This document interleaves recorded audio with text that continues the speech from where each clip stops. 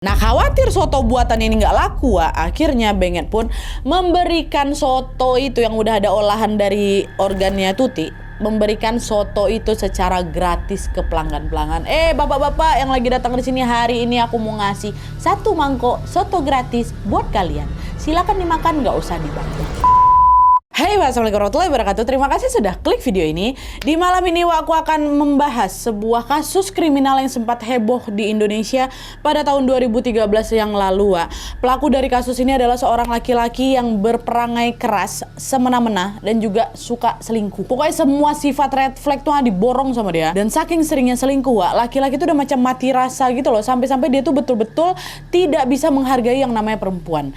Dan hal itu jugalah yang akhirnya mendorong si pelaku ini untuk melakukan sebuah tindakan kriminal yang sangat-sangat sadis sekaligus juga mengiris hati pada istrinya sendiri. Tapi nih mohon maaf ya, sebelum aku masuk ke ceritanya aku mau disclaimer dulu. Mohon maaf kali, kasus ini betulan sensitif dan sangat tidak direkomendasikan buat kalian sekarang yang lagi makan. Maaf nih, udah mulai makannya ya. Tunggu dulu, jangan, karena memang ada beberapa part yang bakal bikin kalian gak nyaman Jadi dimohon kebijaksanaan masing-masing lah ya. Mohon maaf nih, udah mulai makan kalian ya. Jangan sambil nonton video ini, nonton video yang lain aja ya. Maaf ya. Nah, udah mulai penasaran nih, tanpa berlama-lama kita langsung masuk aja ke ceritanya. Check it out.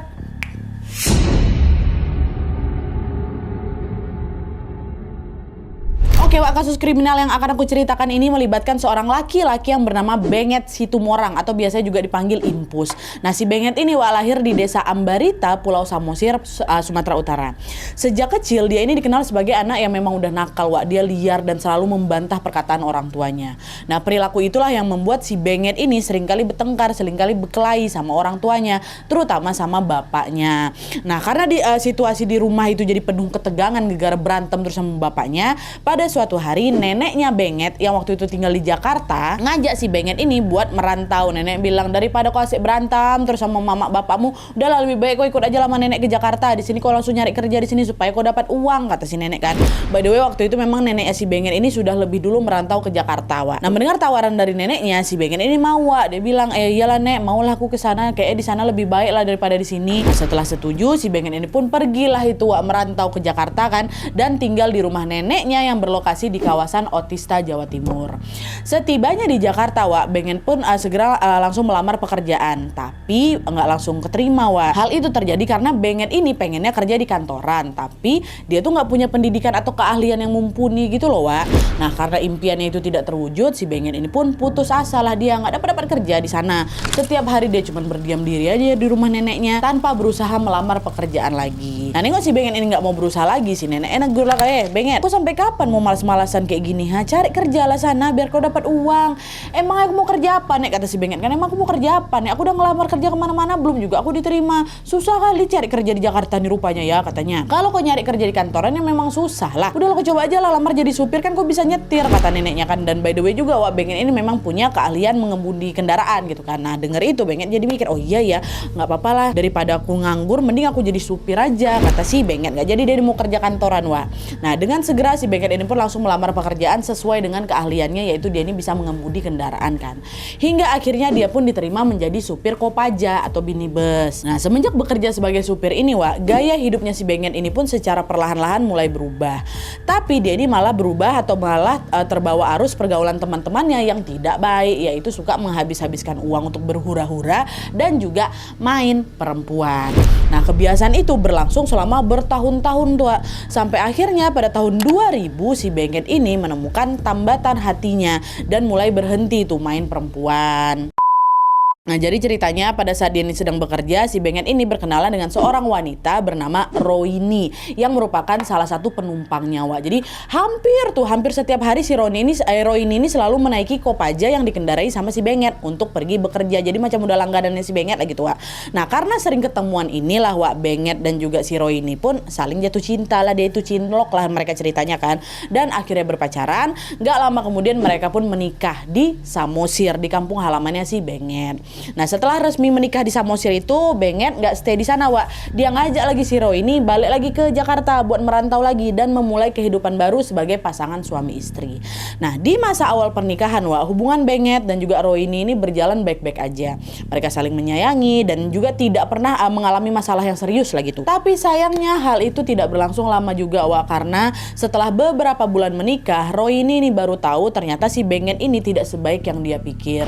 Benget ini baru ketahuan dia ini ternyata laki-laki yang kasar, temperamental, dan juga suka main perempuan itulah. Jadi kalau misalnya ada sesuatu yang nggak berkenan gitu di hati si Benget nih Wak ya, Benget tuh nggak segan-segan mukul bininya loh, bahkan juga memaki-maki si Roy ini dengan kata-kata yang tidak pantas. Tapi meskipun menerima perlakuan buruk dari Benget, dari suaminya, si Roy ini selalu bersabar Wak. Dia bahkan berencana punya anak nih supaya sikap lakinya itu bisa berubah lagi tuh, harapan dia kayak gitu. Betul, nggak lama kemudian Roy ini pun hamil dan kemudian berjalannya waktu mereka dikaruniai 2 orang anak yang nggak tahu nih namanya siapa. Tapi kehadiran kedua buah hati itu ternyata tidak bisa meluluhkan hatinya Benget Wak. Benget ini masih aja tetap melakukan kebiasaan buruknya, yaitu KDRT dengan berbagai kekerasan fisik, dan parahnya lagi akhir-akhir itu si Benget ini juga kembali lagi ke kebiasaan lamanya. Apa itu? Main perempuan. Puncaknya pada suatu hari Wak, Benget ini berselingkuh dengan seorang wanita yang bekerja di terminal Kampung Rambutan. Nama si wanita ini Tuti. Nah pada saat berkenalan Wak, Tuti ini belum tahu nih kalau si Benget udah punya anak sama udah punya istri. Pada saat itu si Benget ini ngaku bahwa dia ini masih single Wak, dia belum pernah menikah gitu kata dia kan. Nah alhasil ketika si Benget ini mengajak si Tuti ini berpacaran, Tuti dengan polosnya pun mengiyakan. Tapi siapa sangka Wak, kepolosan itulah yang menjadi cikal bakal terjadinya sebuah petaka yang akan menimpa Tuti di kemudian hari, sekaligus juga menghebohkan masyarakat sekitar Kampung Rambutan.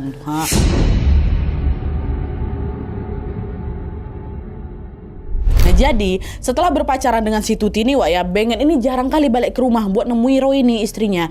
Benget ini tuh lebih sering tidur di terminal Kampung Rambutan supaya dia tuh bisa lebih leluasa gitulah bertemu dengan si Tuti atau selingkuhannya. Nah selain melupakan keluarganya Wak, Benget ini juga selalu memenuhi apapun yang diinginkan sama si Tuti. Jadi lumayan bucin Wak dia sama si Tuti ini. Nah perilaku manis itulah yang ngebuat si Tuti pun ngebatin lah, dengan polosnya dia ngebatin, kayaknya orang ini bisa lah diajak serius nih, kata si Tuti dalam hati kayak gitu kan. Nah dari situ Tuti ini pun ngajaklah si Benget balik ke kampung halamannya yang ada di Jambi Wak. Tuti orang Jambi, untuk diperkenalkan ke orang tuanya.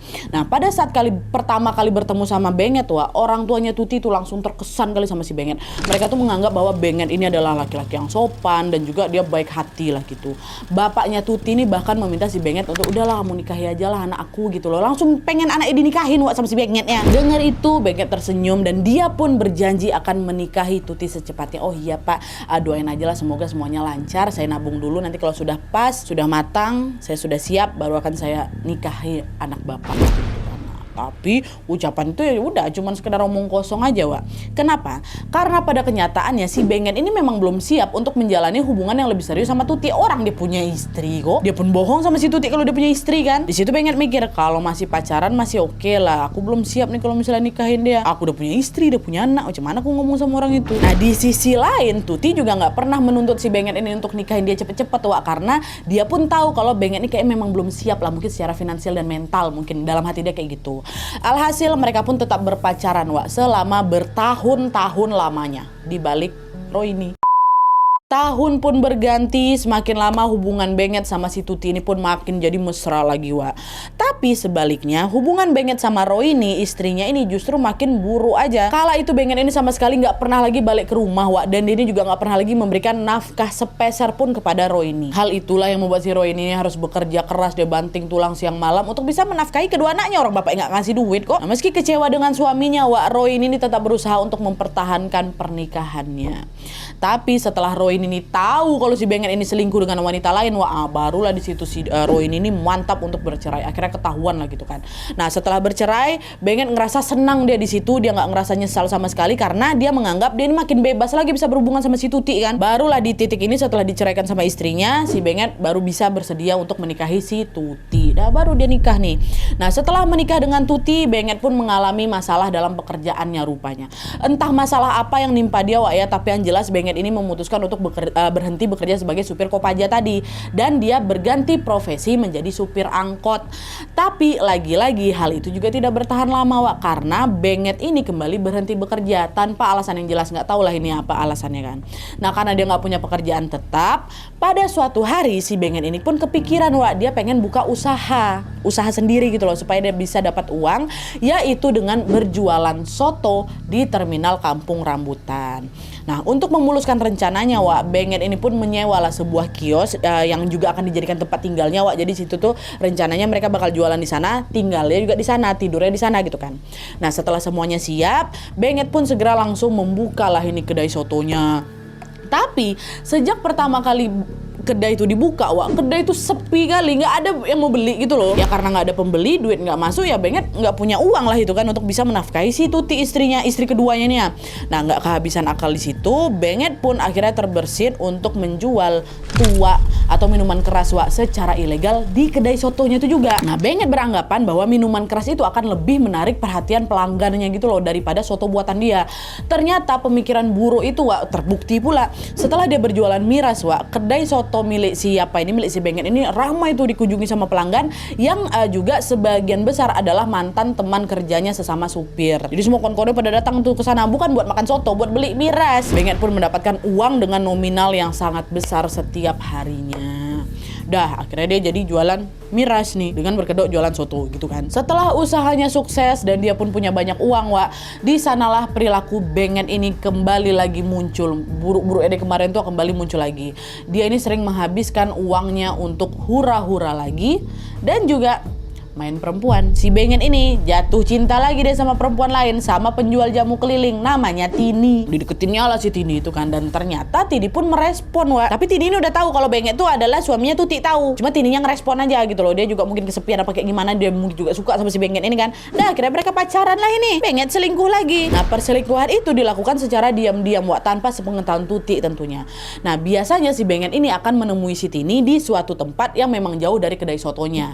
Tapi gara lama-kelamaan si Benget ini ngerasa bosan menutupi perselingkuhannya ini, Wak.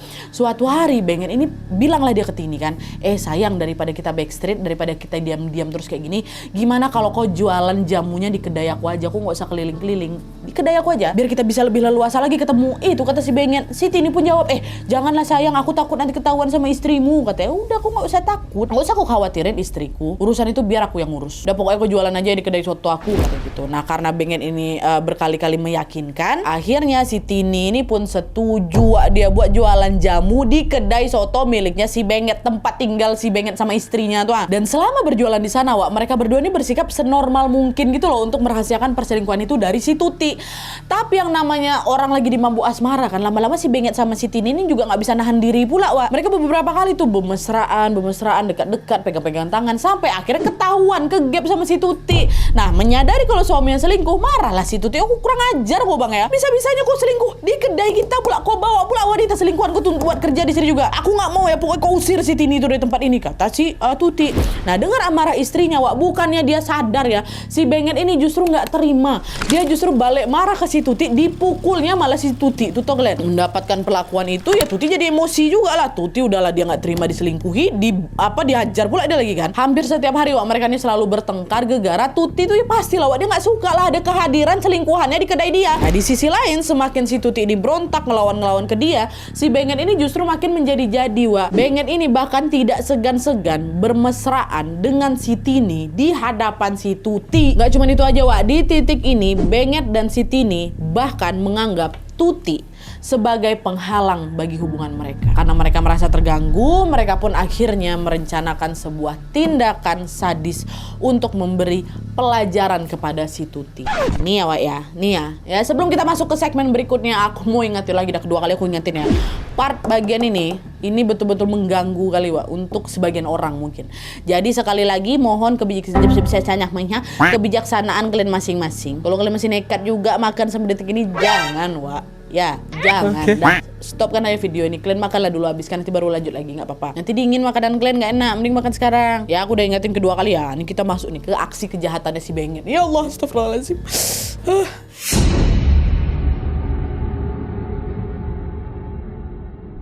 Jadi ceritanya Wak, pada tanggal 1 Maret 2013 si Benget ini berjualan soto lah itu di warungnya seperti biasa kan.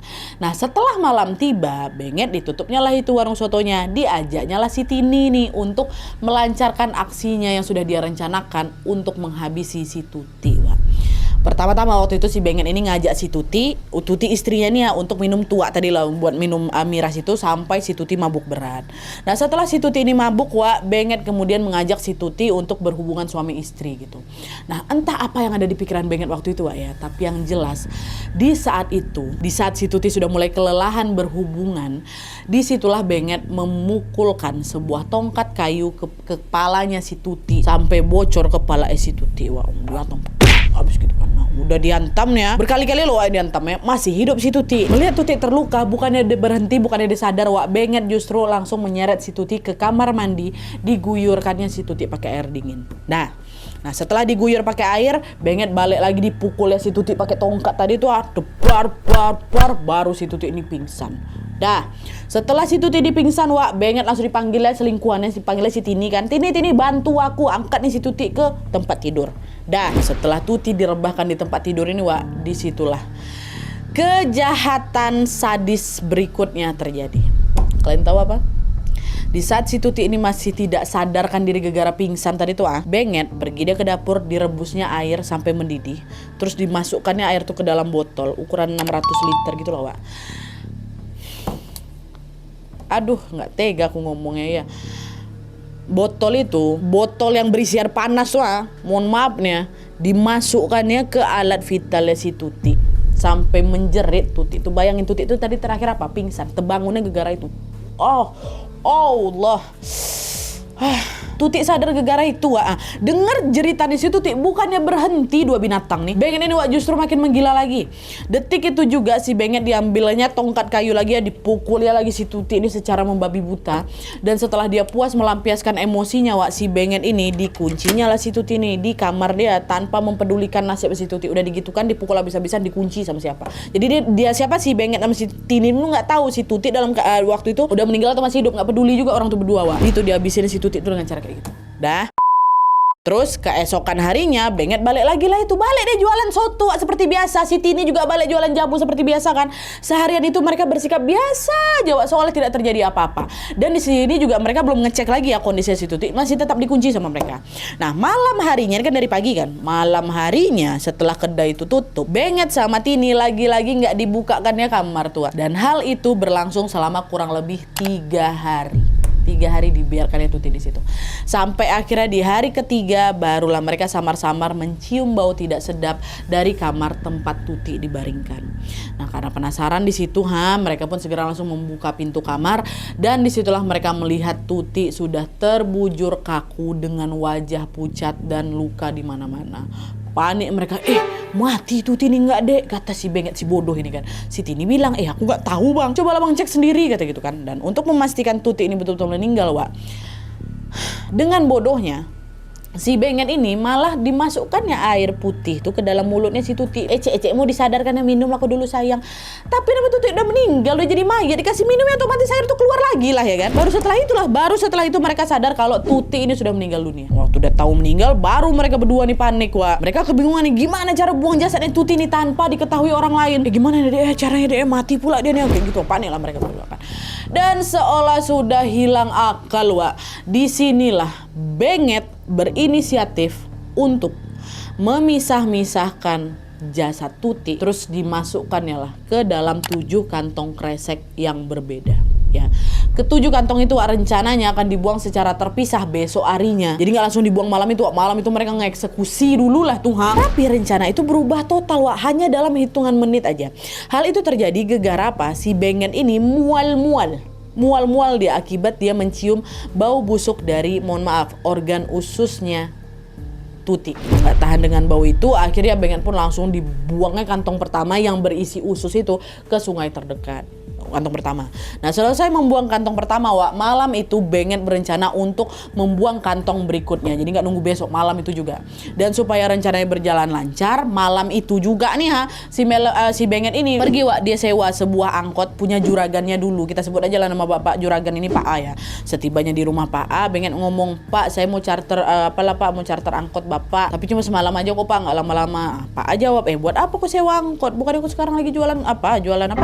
Soto." Nah itu dia Pak, saya mau sewa angkot buat belanja ke pasar. Kebetulan bahan-bahan saya juga lagi habis. Jadi kalau misalnya udah selesai belanja langsung saya balikin kok sama Bapak, kata dia kayak gitu kan. "Oh ya udah, pakailah ini ya, sewalah, bayar sekian," gitu kata Pak A kan. Dah, setelah mendapatkan angkot, Benget ini pun langsung mengajak si Tini untuk membuang jasadnya Tuti Wak. Tapi sebelum aksi itu terlaksana, Benget ini mengambil satu kantong yang udah dipotong-potong kan. Satu kantong berikutnya ini berisi hati sama jantungnya Tuti Wak. Dan kantong itu kemudian dia sisihkan, dia masukkanlah dalam kulkas. Nah setelah diambil satu lagi, baru tuh kan tadi satu udah dibuang ke sungai, satu dimasukin kulkas, sisa 5 kan. Nah barulah tuh Benget sama si Tini ini bawa 5 kantong yang berisi potongan jasad si Tuti itu untuk dibuang naik angkot mereka. Dengan terburu-buru, Benget pun segera mengendarai angkotnya masuk ke area tol Wak, tol Cawang sampai ke Cikampek. Di sepanjang jalan tol, Benget ini sesekali berhenti sambil memantau situasi sekitar. Tengah malam nih ya. Nah ketika suasana atau situasi di sana sudah sepi, Benget meminta si Tini untuk membuang satu kantong di sana. Saat dibuang sekali. Nah setelah buang satu kantong, Benget balik lagi Wak, dikemudikannya lah itu angkotnya beberapa kilometer lagi. Baru nanti dia suruh lagi Tini buang kantong berikutnya. Jadi mereka ini sengaja nyebar jasadnya si Tuti itu di sepanjang jalan tol tuh lah Wak. Udah 1, buang 2, buang 3, buang. Nah waktu udah nyampe kantong kelima nih Wak ya, situasi tol ternyata udah mulai ramai nih. Nah khawatir ketahuan, Benget pun melanjutkan angkotnya keluar dari tol hingga memasuki kawasan Cilengsi Bogor. Tapi rupanya kawasan itu juga udah mulai ramai Wak, gara-gara kan udah mulai pagi tuh, orang udah mulai beraktivitas kan. Tapi karena nggak mau pulang membawa mayat, satu kantong mayat ini akhirnya Benget pun terpaksa menepi dia Wak di pinggir jalan. Barulah dia buang nih kantong kelima, dan kantong kelima tuh isinya apa?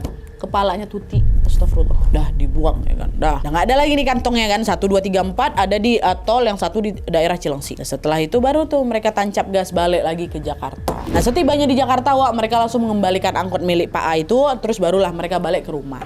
Tapi meskipun sudah lega lah di situ, di pagi itu mereka nggak jualan. Gara-gara mereka mungkin capek lagi tuh kan sudah mengeksekusi Tuti. Mereka istirahat nih, tutup kedainya. Seharian itu mereka menghabiskan waktu di rumah beristirahat tanpa ada penyesalan sama sekali, dan mereka tidak keluar rumah sama sekali. Dah. Keesokan harinya Benget balik lagi Wak, dibukanya lah itu warung sotonya kan, yang hari kedua berbuka. Nah sejak subuh Wak, Benget ini sudah bangun untuk memasak hidangan yang akan dia jual. Siap-siap lah gitu kan pokoknya, si Tini ini juga lagi siap-siap. Nah pas lagi masa ini Wak, di situ Benget baru ingat kalau dia ada nyimpan satu kantong ya kan, satu kantong di dalam kulkas yang isinya apa? Hati sama jantungnya si Tuti. Dan astagfirullahaladzim, entah dapat bisikan setan dari mana Wak ya, Benget ini langsung diambilnya kantong itu, diolahnya Wak, jadi olahan soto. Allah. Dan gak cuman soto aja Wak, Benget ini juga memasak sambal hati goreng dari organ hatinya Tuti. Masak apa dia? Dimasak sama dia. Terus setelah selesai masak dia makan dia? Enggak. Dipajangnya lah makanan itu, ditaruhnya lah jadi menu baru yang ada dalam toko ya tuh. Ditaruhnya sambal hati Tuti itu dekat etalase tokonya sambil nunggu pelanggan tuh datang Wak. Udah ditunggu-tunggu aja, makin siang kedai soto tuh pun makin ramai tuh Wak, dikunjungi sama pelanggan kan. Tapi seperti biasa kebanyakan pelanggan ini bukan datang buat makan soto, mereka mau beli miras. Nah khawatir soto buatan ini nggak laku Wak, akhirnya Benget pun memberikan soto itu yang udah ada olahan dari organnya Tuti, memberikan soto itu secara gratis ke pelanggan-pelanggan. Bapak-bapak yang lagi datang di sini hari ini, aku mau ngasih 1 mangkok soto gratis buat kalian. Silakan dimakan, nggak usah dibayar. Gitu katanya. Dia bagi-bagi gratis soto Tuti itu ke orang-orang yang datang. Dapat makanan kayak gitu ya senang lah bapak-bapak ini. Iya, langsung disantap sama mereka. Langsung disantap, langsung dimakan. Ngerti lagi kenapa aku suruh jangan sambil makan waktu nonton ini, apalagi ada yang makan soto pula. Dan waktu lagi makan itu tanpa diduga nih para pelanggan tuh betul-betul menikmati hidangan itu dengan lahap bahwa mereka nggak curiga sama sekali, dan mereka tentunya sama sekali nggak tahu kalau soto daging itu terbuat dari jantung sama hati istrinya Benget yang udah dihabisi secara sadis tadi malam. Ya Allah, Allah. Nah waktu itu Wak, Siti ini kan nengok tuh orang-orang lagi makan soto tuh kan. Dia mau matung aja di sudut ruangan, matung, ditengok nahan mual dia tuh Wak. Siti ini tuh udah niat mau ngasih tahu sama pelanggan, bapak-bapak, itu tuh jantung hatinya Tuti itu. Di sini tuh dia kayak udah mulai sadar kalau aku ini jahat kali, aku udah buat perilaku salah nih. Aku mau ngaku aja lah di sini kayak gitu. Udah ada niat mau ngomong gitu, Wak. Tapi niat itu diurungkan karena dia takut tuh dimarahi sama pacarnya si Benget. Alhasil, sepanjang hari itu Tini hanya terdiam sambil menahan beban mental yang luar biasa dan juga nahan mual. Cuma mau sekuat apapun mereka menghilangkan jejak, Wak. Kejahatan itu pun pada akhirnya berhasil terungkap. Gak tanggung-tanggung, Wak, dalam waktu yang berdekatan nih, ada beberapa saksi yang melapor kepada polisi terkait kecurigaan mereka terhadap Benget. Jadi cuma satu saksi, beberapa. Masuk penangkapan.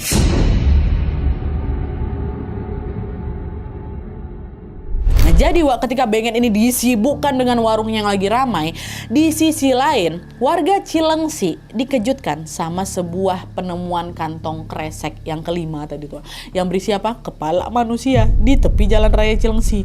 Nah, nggak lama dari situ ada lagi dua saksi yang ngaku melihat Tini lagi buang kantong di jalan tol. Nih lah ya, bantuan dari Allah ya, jalan tol sepanjang itu ada saksi yang nengok si Tini. Nah bayangkan sama kalian, ada nih dua saksi kan. Nah curiga ada yang nggak beres, saksi ini pun langsung melapor temuannya itu ke pihak tol. Pihak tol pun langsung mendatangi lokasi kantong itu, dibukanya lah sama mereka. Dan waktu ditengok, wah astagfirullahaladzim, itulah kantong itu ternyata berisi potongan tubuh manusia yang tidak utuh. Ini di tol nih Wak ya, bukannya di Cilengsi yang di tol. Nah detik itu juga pihak tol pun langsung melaporkan temuan itu kepada kantor polisi. Nah setelah mendengar laporan itu, polisi langsung datang ke TKP. Mereka ceklah CCTV yang di sana untuk mencari tahu siapa nih yang buang kantong ini nih. Nah karena Benget memasuki tol dengan menggunakan angkot ya, polisi kan dengan mudah lah bisa menemukan rekaman CCTV dan melacak identitasnya si Benget kan Wak. Apalagi di hari itu Benget inilah rupanya satu-satunya pengemudi angkot yang masuk ke area tol. Secara kan angkot kan nggak bisa masuk tol kan Wak. Setelah mengantongi identitas Benget, polisi pun bergegas mendatangi Benget untuk dimintai keterangan. Tapi sebelum polisi datang Wak, ya inilah bantuan Allah ya. Di saat yang sama ada juga salah satu tetangga Benget yang mulai terasa terganggu gegara ada aroma busuk di dalam rumahnya. Si tetangga ini menganggap kalau aroma busuk ini macam bukan aroma busuk bangkai, bukan, ini bukan aroma busuk biasa. Nah, curiga terjadi sesuatu, tetangga ini pun langsung laporlah ke kantor polisi Kampung Rambutan itu. Jadi di sini si Benget ini udah diincar sama dua kepolisian Wak. Satu polisi dari Cilengsi, satu lagi polisi dari Kampung Rambutan. Nah, di waktu yang bersamaan polisi dari kedua wilayah ini pun langsung Wak mendatangi si Benget dan ngebawa dia ke kantor polisi. Nah, Tini juga ikut dibawa. Nah, pada saat itu polisi pun langsung menginterogasi mereka berdua terkait penemuan mayat termutilasi di jalan tol dan juga di kawasan Cilengsi. Sama yang ketiga tadi apa, bau busuknya dilaporin sama tetangga gitu kan. Setelah dicecar sama si polisi, akhirnya dengan terpaksa Wak, Benget dan juga Tini mengakui semua kejahatannya. Iya Pak, kami salah. Kami yang buat itu Pak, kami sudah melakukan kejahatan sama Tuti. Ngaku mereka berdua langsung Wak. Mereka pun menceritakanlah itu apa saja yang sudah mereka lakukan kepada Tuti sebelum Tuti ini meninggal dunia. Diceritain Wak dari A sampai Z, dari yang aku bilang tadi itulah. Nah mendengar pengakuan itu, polisi itu sempat gak percaya loh Wak. Iya, kenapa? Karena kejahatan itu mereka anggap terlalu sadis dilakukan sama manusia normal. Polisi loh gak percaya padahal mereka udah ngaku. Polisi bahkan sempat melakukan tes kejiwaan Wak untuk memastikan bahwa mereka ini si Benget ataupun si Tini ini tidak mengalami gangguan jiwa. Sampai dites, polisi pikir kayak nggak mungkin lah ada manusia waras yang tega melakukan kejahatan sesadis ini, kecuali dia ada gangguan jiwa nih gitu. Dan ketika hasil tes keluar Wak, ternyata kejiwaannya si Benget dan juga kejiwaannya Tini dalam keadaan baik-baik aja kok, normal kok mereka. Dengan kata lain, mereka berdua melakukan kejahatan sesadis itu secara sadar, sesadar-sadarnya. Tanpa membuang waktu lagi, polisi pun langsung menetapkan Benget dan juga Tini sebagai tersangka tindak penghilangan nyawa dan juga mutilasi. Atas perbuatan itu Wak, Benget terancam hukuman mati, sementara si Tini terancam hukuman 14 tahun penjara. Tapi sebelum hukuman itu betul-betul dijatuhkan Wak, pada tanggal 30 November 2013, Benget dikabarkan meninggal dunia atau tewas di dalam sel tahanannya akibat menderita TBC.